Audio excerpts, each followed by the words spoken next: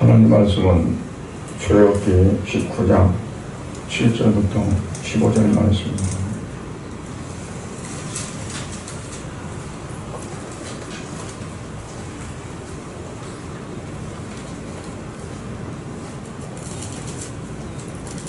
출애굽기 19장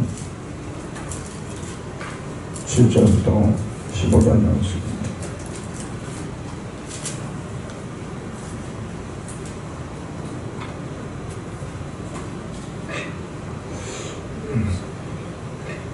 우리가 같이 봉독할 말씀은 그 중에서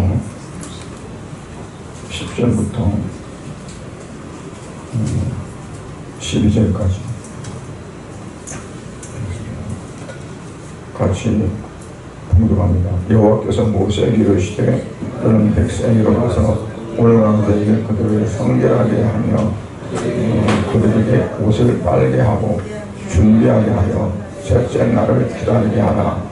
이는 셋째 날에 나 여호와가 온 백성의 목전에서 시내의 산에 강림할 것이니 너는 백성을 위하여 주의 경계를 정하고 이르기를 너희는 삼가 산에 오르거나 그 경계를 침범하지 말지니 산을 침범하는 자는 반드시 죽임을 당할 것이다. 잠깐 기도합니다. 하나님 아버지 늘 감사드립니다. 오늘 이제 이 시간 말씀을 나누고자 합니다.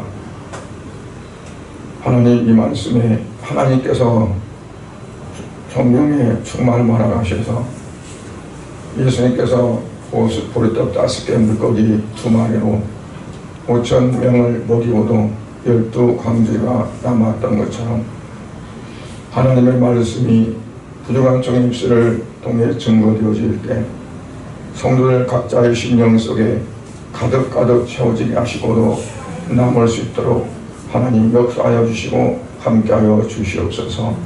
예수님의 이름으로 기도드리옵나이다. 우리가 세상을 살아가는데 없어서는 안 될 것들이 뭘까요? 얼른 생각되는 게 뭘까요? 없어서는 안 되는 것들. 돈 없으면 안 되잖아요. 그런데 돈은 왜 없으면 안 될까요? 돈도 하나의 약속입니다. 약속이고 서로 간의 계약입니다. 그래서 5만 원이면 5만 원의 가치가 있는 겁니다. 종이 한 장이. 똑같은 종이 같은데 어떤 거는 100원의 가치가 있는 겁니다. 그래서 그것도 하나의 약속입니다.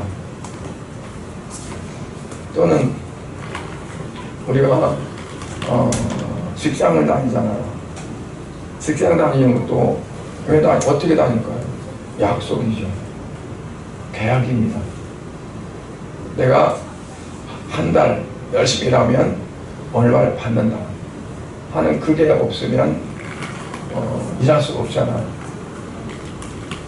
운전을 할 때 우리가 뭘 보고 하냐면 신호등을 보고 갑니다. 신호등은 뭐냐면 신호등도 하나의 약속이고 계약입니다. 그렇죠? 빨간불이 있을 때는 가면 안 된다는 거. 그걸 어기면 대가를 치르게 됩니다. 그러니까 우리가 세상을 살아가는데 가장 중요한 게 뭐냐면 돈도 중요하지만 그 이면에 깔려있는 대약. 부동산을 사고 팔 때도 계약이 필요하죠. 그렇지 않으면 할 수가 없잖아요. 다 그런 것들은 상업적인 계약이고 어떤 법적인 계약도 있어요. 그런데 성경에 보면 성경에도 계약이 있습니다. 그걸 언약이라고 해요. 오늘 본문에 보면 언약이란 말이 나오는데 그 언약은 19절 5절부터 보면 19장 세계가 다 내게 속하였나니 너희가 내 말을 잘 듣고 내 언약을 지키면 너희는 모든 민족에 내 언약을 지키면 그래요. 그러면 내 소유가 된다. 제상자가 된다. 거룩한 백성이 되어진다.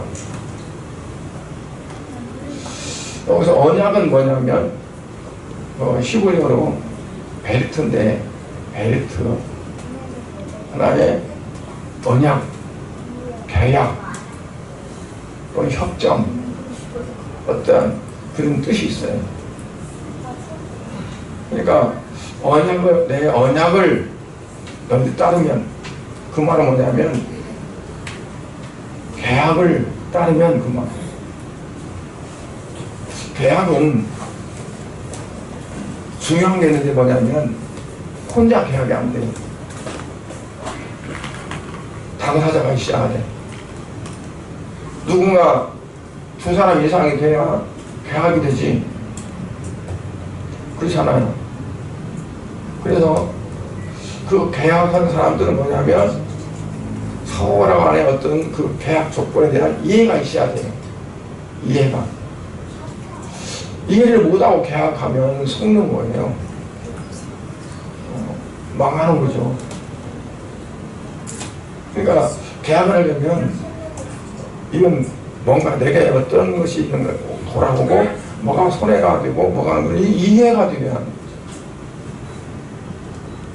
또 하나님이 이스라엘 백성들에게 언약을 하자는 거예요. 근데 만약에 너희가 나와 언약을 한다면, 나와 계약을 한다면 이 모든 세계가 다 내게 속했기 때문에 내 것인데 그 중에 특별히 너희를 모든 민족 가운데서 내 소유로 삼겠다. 내 것이 되겠다. 그러니까 하나님께서 너무 많은 열국이 있는데 너희가 나와 계약을 하고 나와 언약을 하면 나는 너희를 내 것으로 알고 내가 지키고 내가 보호하고 하겠다는 거예요. 하나님께서 뭐라고 했냐면 그 앞에 보면 내가 너희를 독수리가 날개로 업고 오듯이 너희를 여기까지 데리고 왔다. 홍해를 건넌 것도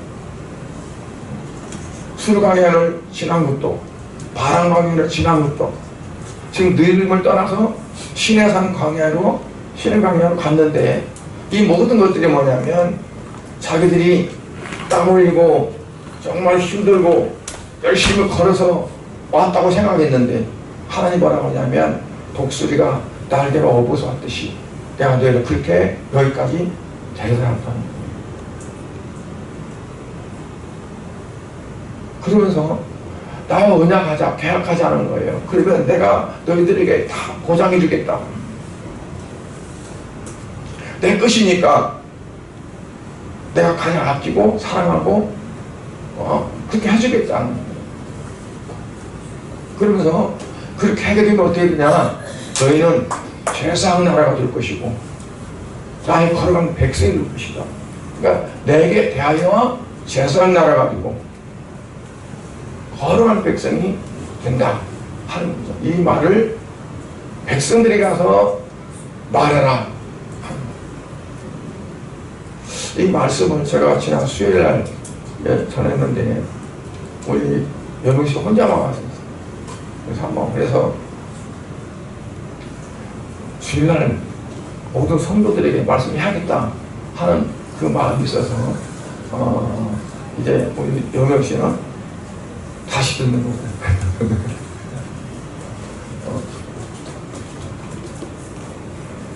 그런데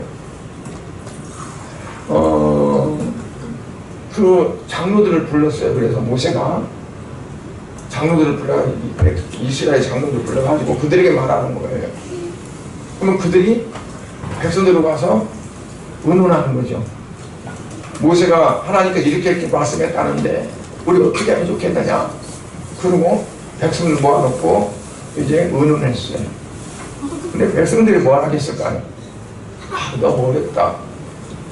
그냥 우리 하던 대로 하자. 그랬을까요? 어떻게 했을까요? 8절에 보니까 백성들이 일제히 응답하여 이르되 여호와께서 명령하신 우리가 다 행하리이다. 백성들이 일제히 모두가 다 그래. 여호와께서 명하신 대로 우리가 다 행하리이다. 도장을 찍는 거예요. 그죠? 좋습니다. 하나님 이렇게 하신다면 우리가 마다할 수가 없죠. 좀 힘들어도 그래서 도장 갖다가 딱 꽝 찍는 거예요. 그냥 뭐 그 당시 도장 찍었다고 하지만 말로 하나님 앞에 그렇게 한 거예요. 그래서 그 말을 모세가 또 가지고 그 말을 이제 어때요? 하나님 앞에 말해놓은 거죠. 9절에 그 모세가 마지막에 모세가 백성의 말을 여호와께 아뢰었으므로 하나님께서 이제 대학이 성취되었으니까 하나님께서 이스라엘 백성을 향해서 어떨까요? 요구가 하는 거죠. 그렇다면 내가 너희들에게 그렇게 할 테니까 너희들이 최소한 이렇게 하라 하면서 말씀하는 겁니다. 백성들이 요구한 것이 뭘까요? 오늘 본문을 보니까 첫째는 옷을 빨라 그랬어요. 너희가 옷을 빨라. 10절 하반절에 보니까 오늘과 내일 그들을 성결케 하여 그들에게 옷을 빨게 하고 그동안에 이제 옷을 안 갈아입고 입던 옷만 입고 2달 이상을 걸어왔더니 야 옷이 너무 더럽구나. 옷을 다 가서 빨아라. 옷이 더러워서 깨끗한 옷을 입고 이제 하라고 옷을 빨아라 했을까요? 어떨까요? 물론 빠르면 깨끗하고 보기 좋았겠죠. 근데 빨래를 한다는 거는 빠르다는 건 뭐냐면 깨끗해지면 그는 환경적인 변화예요. 그죠? 그러나 깨끗이 빨아가는 그 속에 뭐가 있냐면 마음의 변화를 말하는 겁니다. 마음의 변화. 너희들의 마음, 지금까지 가지고 있는 마음이 바뀌지 않는다는 거예요. 그거 가지고는 나와의 계약이 있을 수가 없다는 거예요. 그대로 따를 수가 없다는 거죠. 하나님께서 지금 얼마나 엄청난 것들을 그렇게 주실 건데 그것들은 너희들 지금 그 정신 가지고는 그 마음 가지고는 내가 너희에게 말씀하는 그러니까 하나님께 율법을 주시고 십계명을 주시고 그들에게 율법을 주실 건데 그들이 지금의 그 정신, 그 생각, 그 마음, 그 자세 가지고는 딸 수 없다는 거죠.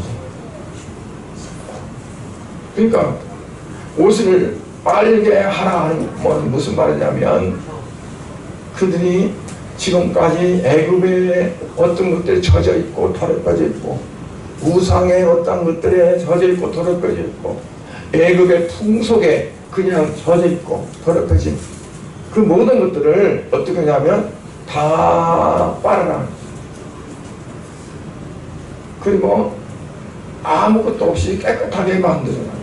그래야만 거기다가 담을 수 있어요. 새 포도주는 어디 담아요? 새 부대에 담아야 된다. 새 부대에. 그러니까 하나님께서는 지금 새로운 백성들을 창출해내시는 거예요. 하나님께서 그 전에 그냥 애굽의 식민지같이 노예같이 살았던 그들이 아니라 이제는 하나님이 주인이 되어지고 그들은 하나님의 소유된 백성이 되어지고 하나님이 원하시는 그러한 삶으로 살아갈 수 있는 그걸로 이제 바꾸기를 원하시는 거예요. 하나님 우리를 부르셨어요. 그리고 하나님 우리와 언약하셨어요. 어떻게 언약하셨죠?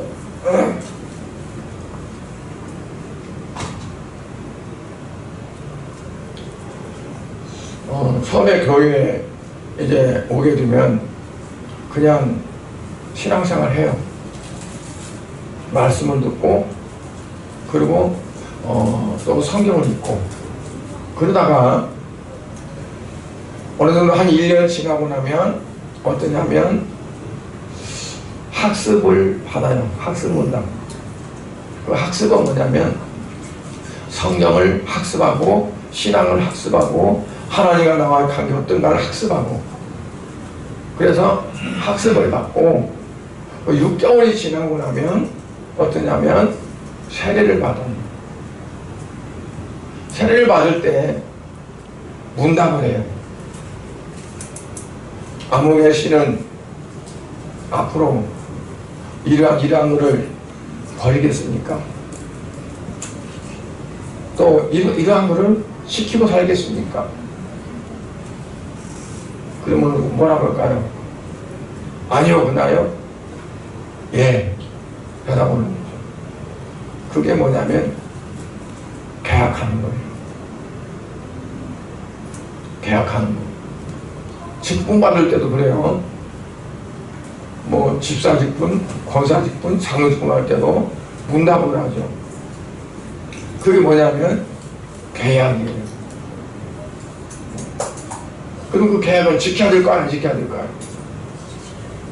안 지키면 안 돼요. 지켜야 돼요. 창세기 15장에서 보면 하나님이 아브라함과 언약을 해요. 그 계약이에요. 내가 너에게 하늘의 별과 같이 많은 자손을 주겠다. 민족을 이루게 하겠다. 그리고 여기 이 땅을 이 자손들에게 주겠다. 그러나 그들이 저 타국에서 400년 동안 유리함의 객이 되었다가 내가 4대 만에 그들을 이곳에 와서 살게 하겠다. 아직은 이 땅 가나안 족속들이 죄악이 넘치지 않기 때문에 내가 그때 이들을 다 몰아내고 너희들이 살 수 있도록 그렇게 하겠다 하는 게 바로 하나의 아브라함과 언약이었고 계약이었어요. 그런데 그냥 계약이 된 거 아니라 3년 된 암 염소 가지고 3년 된 암소 가지고 그리고 또 암양 가져오고 그리고 또 비둘기 가져오고 그래서 그를 가운데를 쫙 쪼개가지고 다 벌려놨어요.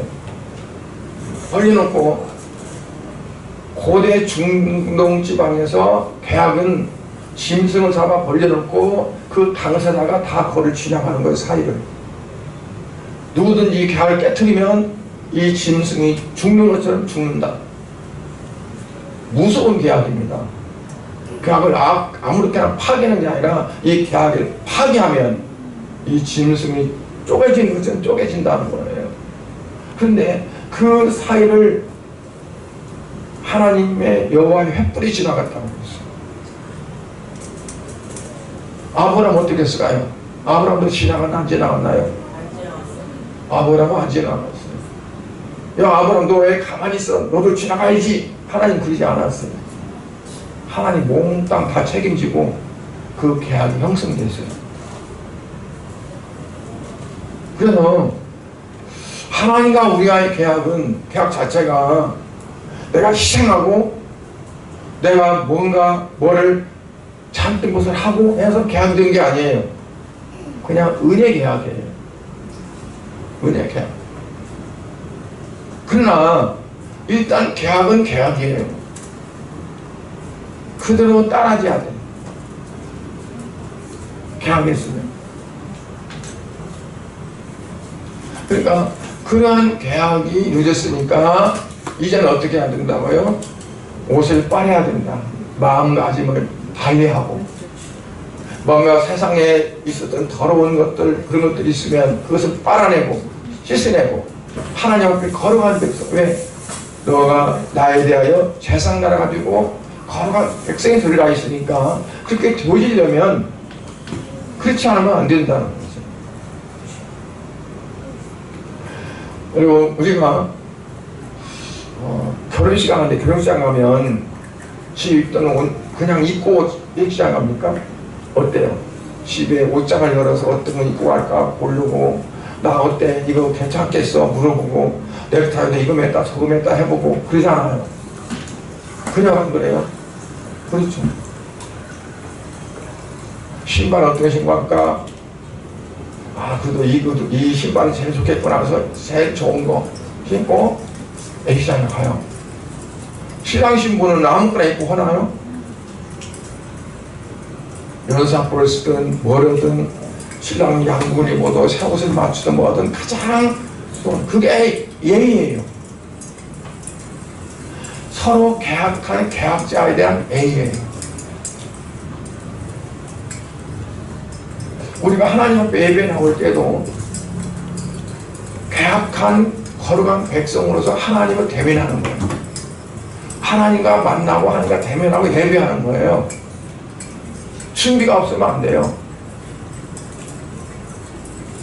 아무렇게나 집에 있던 옷 입고 그냥 오는 게 아니야. 편한 걸 입고 오는 게 아니라, 누구 가장 귀인들 높은 사람들 만날 때 그냥 만나나요? 그렇지 않잖아요. 가장 정중하고 가장 좋은 옷, 이거는 그냥 이거 저러니까 나 이거 입을래 해서 그게 아니라, 그러니까 옷을 빨라는 거가 뭐냐, 마음가짐을 다시 하라는 거죠. 마음가짐을 달리 하는 거예요. 우리가 하나님 앞에 나올 때는 내 마음가짐이 중요하다.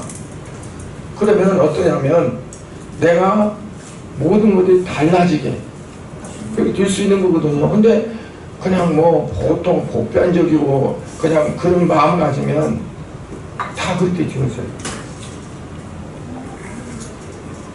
또 두 번째는 뭐냐면, 오늘 본문 11절 상반절에 보면 기다리라 그랬어요. 기다리라. 준비하여 셋째 날을 기다리게 하라. 왜? 셋째 날에 나 여호와가 온 백성의 목전에서 시내산에 강림할 것이다. 어마어마한 일이 일어나게 된다. 그 기다리라는 말은 어떤 뜻이냐면 기대하라 하는 뜻이죠. 기대하라. 뭐 옛날에 그 영화 극장 영화 막 광고 다닐 때 기대하시라. 우리 옛날에 어렸을 때는요 맨날 흑백 영화 보다가 어느 날 천연색 그 영화가 들어왔어요. 칼라 영화가. 근데 뭐라고 하냐면 천연색 뭐라고 막 하면서 막 선전을 다니는 거예요. 기대하라, 기대하시라. 지금 어떠냐면 너희들은 셋째 날을 기대하라. 엄청 날 거다. 왜? 여호와께서 시내산에 강림하신다. 시내산에 하나님이 시내산에 오시니. 그러니까 그들에게 뭐예요? 눈에 보일 수는 없겠지만 정말 이 세상을 창조하신 그 하나님이 우리 앞에 있는 시내산에 오신다니. 아마 뭐 대통령이나 누가 안산에 온다면 초비상인 걸 거예요. 그죠?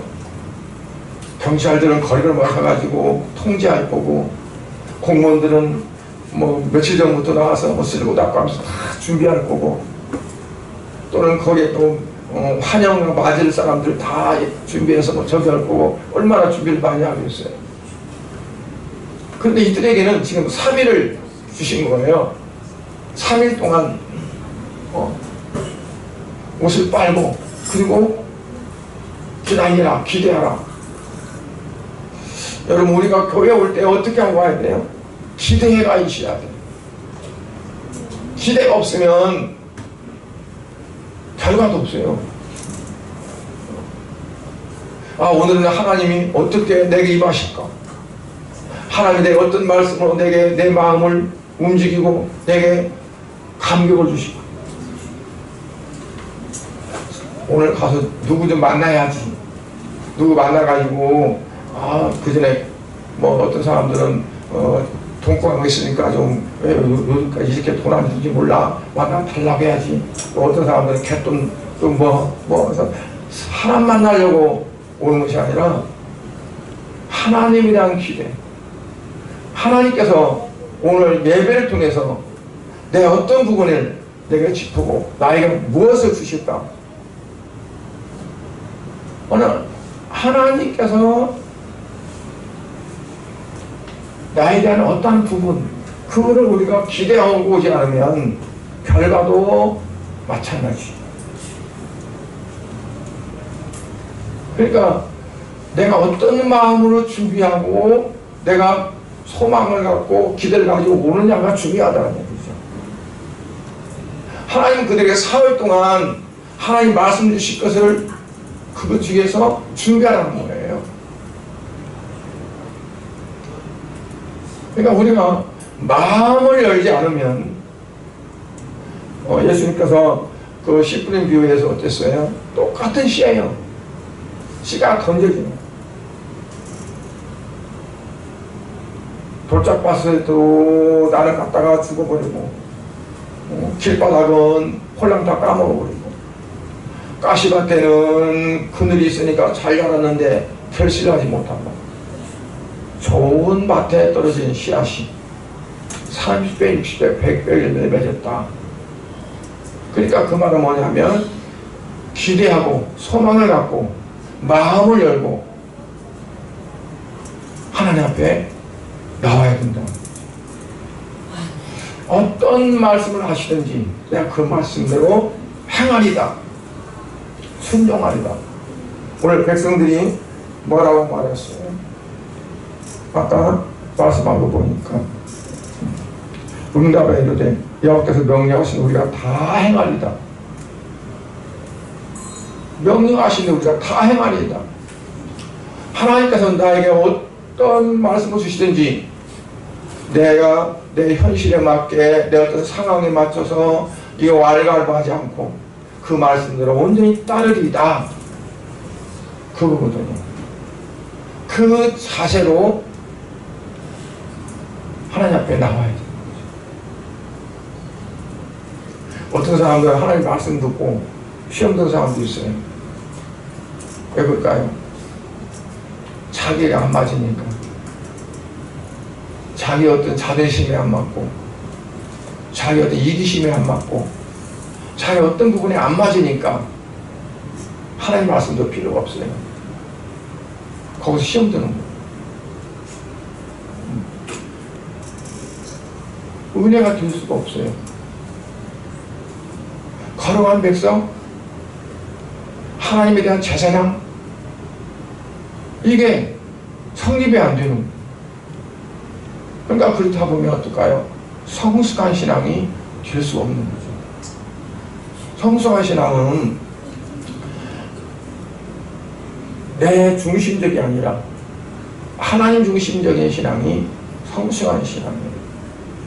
내 어떠한 이익과 내 어떤 것을 중심으로 나가는 것이 아니라 하나님 영광이 되는 거냐 안 되는 거냐, 이건 주님을 위한 거냐 위하지 않은 거냐, 거기에 초점이 맞춰져서 내가 사람을 기쁘게 하냐 하나님을 기쁘게 하냐, 내가 사람을 기쁘게 하겠다면 나는 결단코 그 시대 종이 아니니라. 사도 바울이 그렇게 말씀했듯이 어떤 때는 내게 아픔이 있고 또 손해가 있고 뭐가 있다 할지라도 하나님 말씀을 그대로 행하겠다고 하는 그 자세가 우리에게 중요하죠. 그 다음에 세 번째는 뭐냐면 경계를 침범하지 말라 하는 거예요. 주님께서 요구하십니다.